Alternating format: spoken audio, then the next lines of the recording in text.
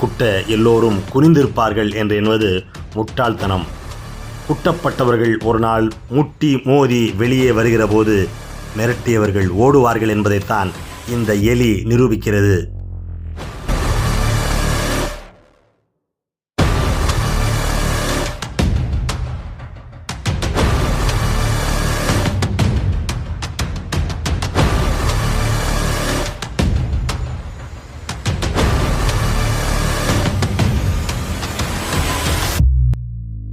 வீரம் இருக்கின்ற போது அளவு ஒரு பெரிய விஷயமே அல்ல.